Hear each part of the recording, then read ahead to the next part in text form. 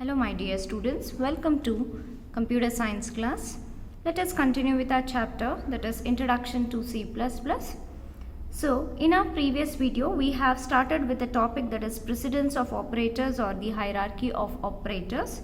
So what exactly the precedence or the hierarchy of operators is? If any expression contains the multiple operators of same priority, that means the order in which the operations are carried out is called as the precedence of operators. We can also refer it as priority or the hierarchy. Say for an example, in this given example here, multiplication and division both have the same priority, right? They have the same hierarchy or the precedence. Then the order in which you are going to try to evaluate this expression, that order is said to be as the precedence of operators or the hierarchy of operators. Okay. Now, when both have the same priority, here we shall see. Suppose if it was 5 into 6 divided by 5. If this was the case, whether you would give the importance to the multiplication or division. So both are having the same priority according to this one table, correct? But in that case you need to evaluate the expression from left to right. That is what is associativity. The associativity tells that, see, when the operators are of same precedence, then it gives you from which direction you should start for evaluating of the expression. In case of it is unary operators, then you can start from the evaluation from the, that is right to left you can start. Otherwise almost all other except the assignment, as you can know, I think you example assignment, how it works, from right hand side to the left hand side, whatever is the value is there in the right hand side will be applied to the left hand side operand, isn't it? That is what is the assignment, which is nothing but the right to left associativity we have to follow. Similarly with the conditional also we have to follow it from the right to left, otherwise all should have follow the associativity, that is left to right. Okay, so here what happens, and let us see the example here, how to convert the algebraic expression to C++ expression. See, usually in the mathematical expressions are usually termed as an algebraic expression. One example here is, usually you will refer this one as AB minus CD. That means what in mathematics it is actually AB, in the sense that's A into B minus C into D. It is understood. But the same format we cannot specify in the programming language. If we specify the same format, what it will think, AB as one variable, CD as one variable it will consider, and it will consider this is only the subtraction operation has to be performed. But this is wrong, right? A, B, in the sense that is what existing, multiplication existing here in there's A into B and C into D. Therefore, how do we need to specify in case of C++ programming these such kinds of algebraic expression is here.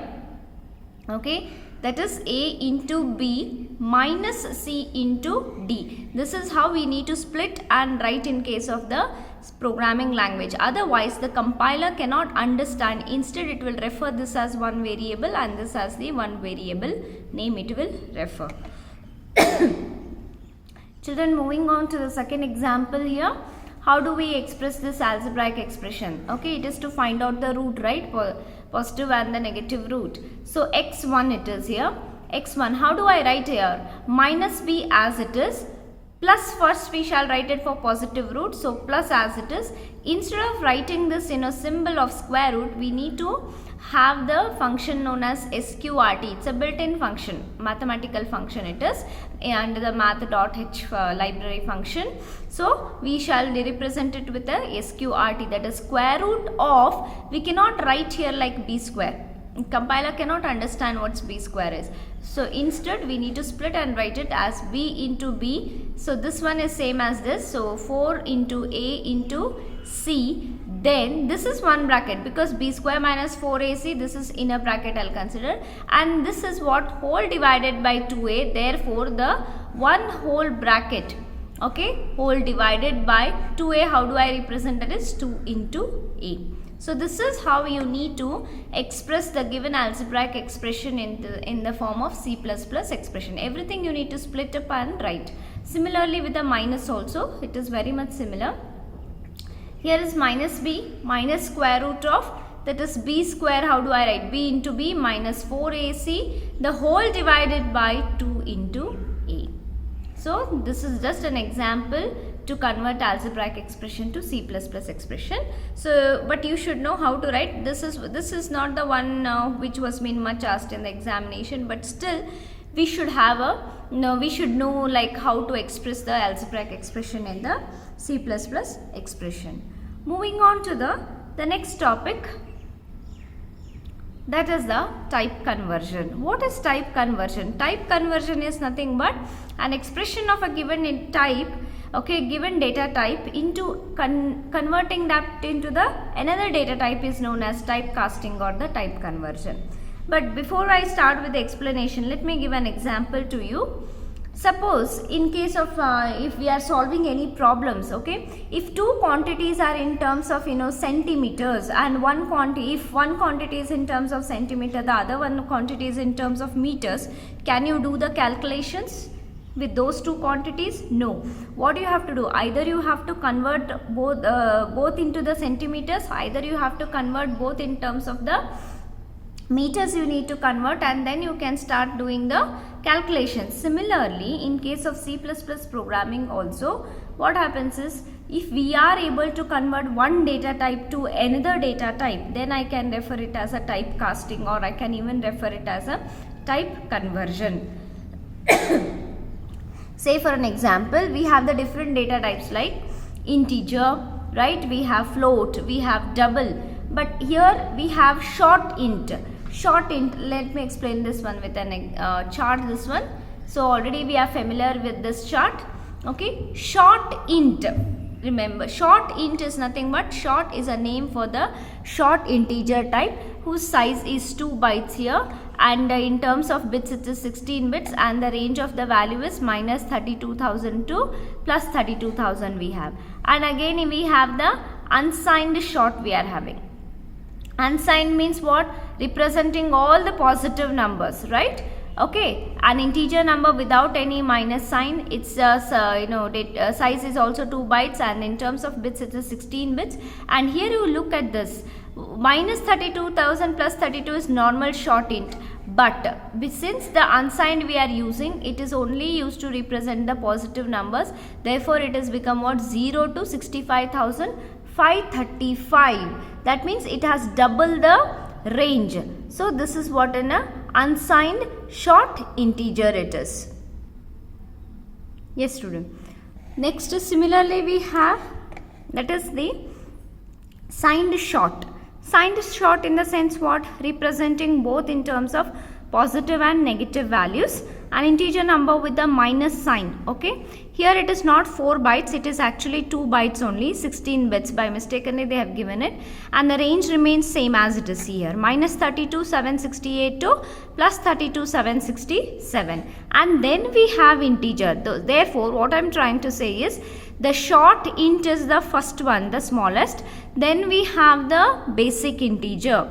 Basic integer, an integer may or may not be signed, in the sense it represents both the positive and the negative values. So 2 bytes and 16 bits, range remains the same. Unsigned int in the sense only it is representing the positive numbers. Signed int is in the sense both it represents signed and unsigned, okay. Next we have long integer. Long is a, see here, 4 bytes it is. It is 4 bytes, okay, 32 bits, and it is representing both the positive and the negative value. Like that we have unsigned long means only positive number. Then signed long means both it is supporting for positive and negative number. So always type conversion takes place from the lower data type to the higher data type. We can convert from lower to the higher data type. So we have the different type of data types I was saying. Short integer we have, the basic int we have, short integer 2 bytes, integer is also 2 bytes. Then we have the floating data type, float data type. Float data type whose size is about 4 bytes, okay. And then we have the double as a data type whose data type is 8 bytes, okay, 8 bytes it is. Then we have character as a data type. Character in the sense it is having only 1 byte. It is having capability to 1 byte. So therefore, converting an expression of a given type into another we said to be as typecasting. This definition is very important. Okay, and when two operands of different types are encountered in the same expression, the lower variable is converted to the higher type. As I gave the example in terms of centimeters and meters, always we should convert that centimeters to meters they are saying. So always the lower data type. Suppose if I have the data type as float and if I have the data type as integer, okay, always I have to convert that integer to the float. How I am deciding that integer is a lower data type? Because of its size. Remember, basic int is of 2 bytes, float is of 4 bytes and double is of 8 bytes, character is of 1 byte. Understood? Now let us see the examples. But here type conversion are of two types. One is implicit conversion, the other one is the explicit conversion. First let me explain about the explicit conversion so that it will become easy for you to understand about the implicit conversion. Look here students, okay, short. I hope now you understood what is short int. It is a short int a is equal to 2000. Even though if I don't mention here as integer, it is understood that the int is here. Okay. So short a, what is a? A is a variable who is holding the value as 2000. Then I am moving the short data type to the variable whose data type is integer. Isn't it? Integer is bigger data type than comparatively to the short. Just now I have shown the table, isn't it? So in that case what exactly it is happening is this lower data type is getting converted into the higher data type and then the value is being specified into a variable known as b. This is what is type conversion or the typecasting. The process of converting this lower data type, a is of type short. Understood? First I am converting into the integer. So how converting? By mentioning explicitly. Explicitly is in the sense we are writing. Explicit means what? That we are mentioning. If we don't mention, then it would become implicit. Compiler itself will perform. If we are mentioning means that is the explicit. Explicitly I am making that a to convert into the integer type and then assign the value to the left hand operand. So this is how we are able to convert from the one lower data type to the higher data type. Now this is the way of when if I convert in this way, it is a C-like cast notation. There is another way also. Just by representing a, you have to convert into the integer type and then assign the value to the left hand operand. So both gives the same meaning, but this is the functional notation. This way if we are representing, it's a functional notation, and this way if we are doing the conversion, then it is C-like notation. So but we always prefer for the C-like notation we are preferring. Now let me consider the second example so that you can clearly understand how exactly and why we need the explicit conversion. So here what is there? Two variables are there. Both are of type integer. Okay. I is equal to what? 10 and j is equal to 4. Okay. And one more variable I have taken, that is float f. But look at the next instruction there. We have to perform the division, that is 10 divided by 4. 10 is an integer value. 4 is an integer value. But when you do the division, don't you get the floating point number? Don't you get the floating point number? But what we are getting? 2.5 we are getting. Isn't it? 2.5 is a floating number. Can integer store? Can integer. Now instead of giving 2.5, what it gives, you don't look at this part. If I just written f is equal to I divided by j, if I had written, it would return me the answer as 2.0. Why 2.0? Why not 2.5? Because both are of type integer, so integer division only takes place. Though the answer we are getting in the fractional part, okay, quotient, it will not display. So instead of actual answer is 2.5, but I got is only 2.0, which is a wrong answer. So what happens? The 2.5 will get truncated, discarded, because here the type is integer. So to avoid such kinds of truncation, what I have to do is I need to explicitly convert the value of I and convert the value of j, okay, convert into the temporary data type as in terms of float, perform the calculation, then assign that value to the type variable which is of type float. Understood? Now here I am explicitly mentioning what data type it has to convert. So when I write this statements, you know how it will happen? Execution, I what it is 10, no, it will become 10.0 divided by what is j, 4, which is of, again we have to convert into floating point, so it will become 4.0. So 10.0 divided by 4.0, what you are getting the result in terms of floating point, that is 2.5 exactly you will get. So 2.5 will be assigned to a variable known as f.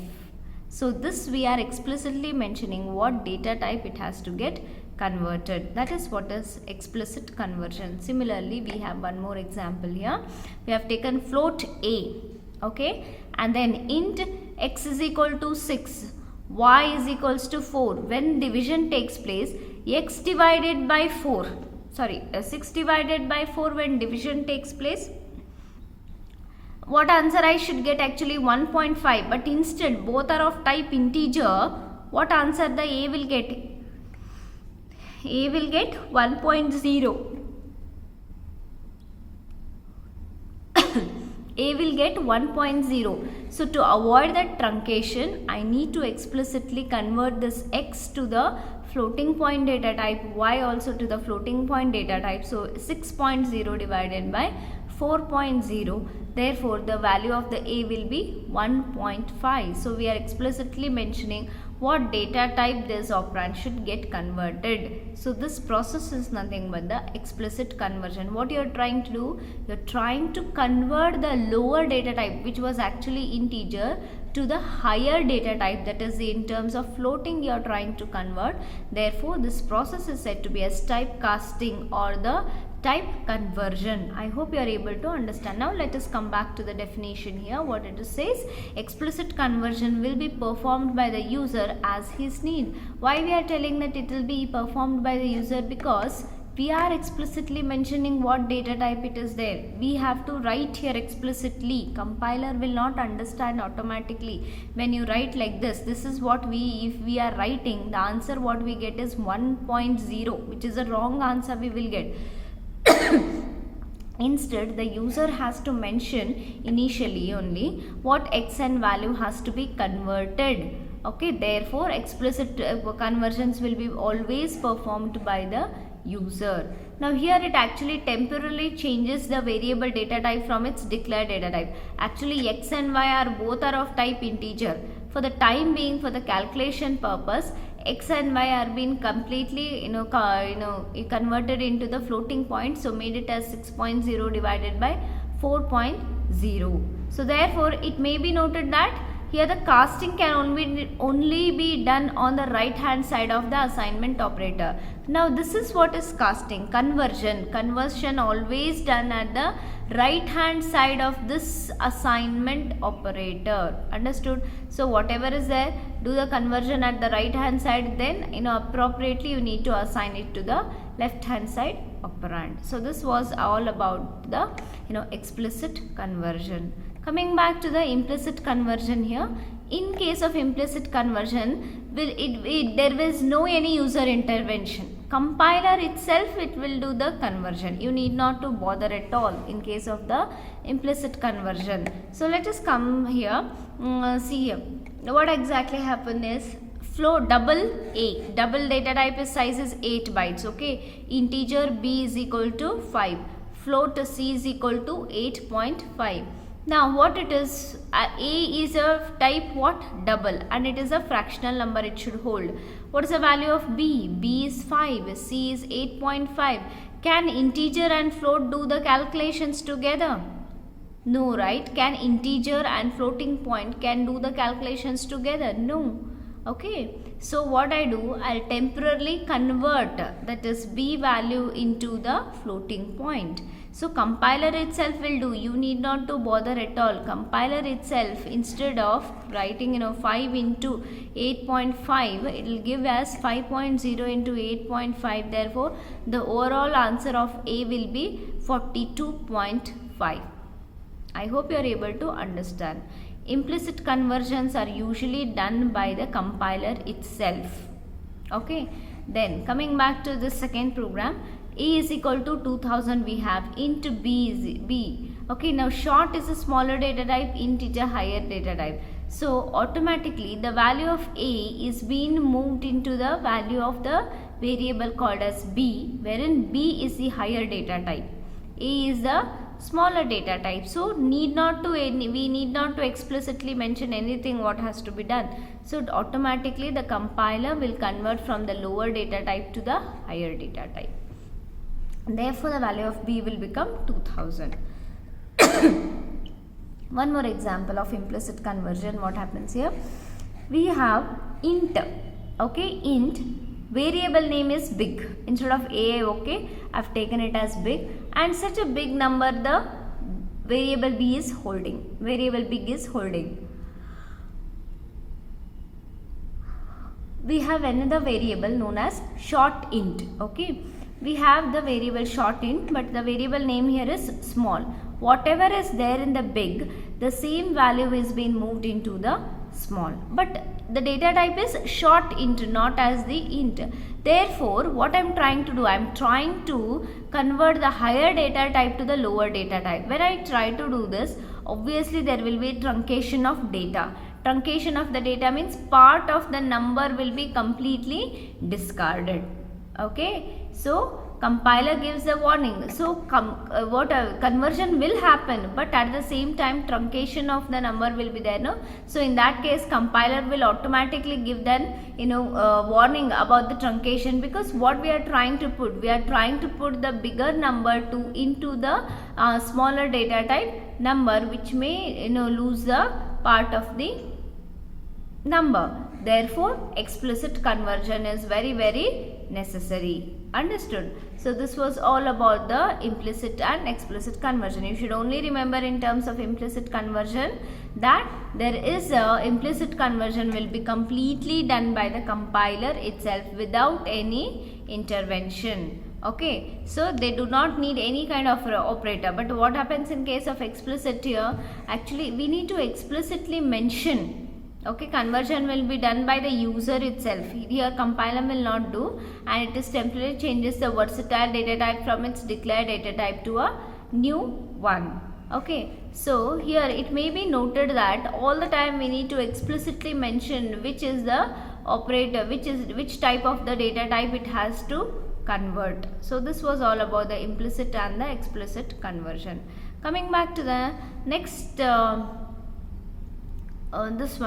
this is here order of data types. The first highest one is the long double. First one is the long double, then we have double, then we have long, then we have integer, and then we have sorry students character we are having. So this is the order in which we can convert. We can convert from double to long. We can convert from float to double. Always remember the lower data type will get converted to the higher data type. Okay. So moving on to the next one is the structure of the C++ program, which is very important and 5 marks question. Usually what they'll ask you, briefly explain the structure of the C++ program with an example they may ask. So in that case what happens, you need to write the structure. So usually hash include IOStream, hash include conio.h, okay, void main, open the flower braces. So you may ask me how I remember that code, how do I know that?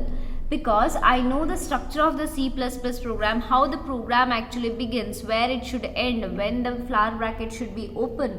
I am very well versed with the structure of the C++ program. That's the reason wherein I can easily rewrite any of the simple programs. So here in structure, the first statement, the first line what you will have to you'll encounter is the comment or the documentation section. Okay, this is optional. Comment or the document section is an optional. Why do we need to have the comments? So this one I'll explain with an example here. Yeah, look at this program.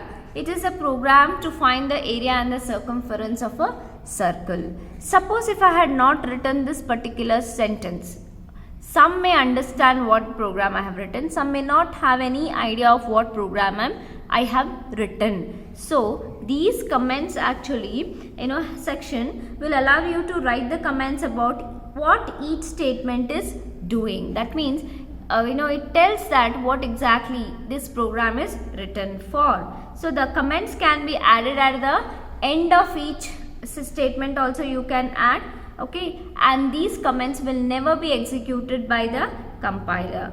Okay, so usually they will provide the information to the programmers. By looking at this, the programmers will by looking at the comment section, or automatically they will understand what the program is written for. So there are two types of comments. One is a single line comment, the other one is a double line comment. So here if I have to give any single line comment, okay, without exceeding it to the next line, okay, if I have to give a single line comment, then you should start with a double forward slash here. Should start with a double forward slash here and specify the whatever the comments name, whatever the program name you have giving as a comments. The next one is if I have to give the multi-line comments. If I have to give multi-line, in the sense if at all if my comment is exceeding more than one, then you have to give for the multi-line comments. How to give that multi-line comment symbol is forward slash and then asterisk. Okay, forward slash and then asterisk, and the same time when it ends, again there you have to specify the asterisk and the forward slash. So that tells that it's a comment wherein the compiler cannot execute that particular comment. Understood? Now here in this next section what we have seen is the linker section. Now what is this linker section? Linker section this linker section always begin, as per this program, it always begins with an hash symbol followed by the include. So therefore the hash include is being referred to as an preprocessor directive, and these statements are actually first processed by the compiler and then the rest of the statements are compiled. Okay, then these statements, what happens, why we call it as a preprocessor directive? Because it includes the header files. Okay, it includes the header files. It involves the statements that actually tells the compiler to include the header files like iostream and conio.h. We have stdio.h. Here it should be iostream, but here I have written as stdio.h. Fine, no problem. But stdio.h is a function that belongs to the C programming language. So please kindly make it as an iostream. This iostream we have used in order to make the usage of the functions like cout and cin. Because of these we are using the iostream.h. Conio.h because of the getch. Okay, because of the getch and the clear screen. In the other day we were discussing what is about the clear screen. Okay, in order to erase the previous contents onto your console output. That is what is the that is the header files. Okay, now here just remember comment, we have two types. One is multi-line comment, the other one is the single line comment. Multiple line comments always start with the forward slash asterisk, then complete the line, then it should be ended with the asterisk and then forward slash. Then we have the linker section, which is an optional, linker section is not optional, it's a mandatory one. Okay, linker section is a mandatory one wherein we call it them as a preprocessor directive. Always it begins with the hash symbol followed by the include. It actually tries to link these header files to our main program. Next, after that the linker section. Next we have the definition section. If I have any constant or the expressions or the structures, function, classes to be executed, then definitely I should make about this definition section. Okay, should be executed, and this definition section is an optional. So in my previous example also you have never encountered any such things like hash define pi, isn't it? Why? Because only if your program demands to have, then you can have. Otherwise this definition section becomes an optional. I hope you are able to understand. So suppose like a constant. Now here in this example we have made the variable pi as an constant whose value cannot be changed during the execution time. And whenever I refer with this pi, always that pi will be replaced with the 3.1415. it actually refers to the wherever 2 into 3.1415. this is how exactly it represents. Next coming to the main function. So right from the, I hope these three sections are clear: comment section, linker section and the definition section. So the rest of the parts we shall discuss in the next class, students. Take care of yourself. Keep watching the video. Thank you, students.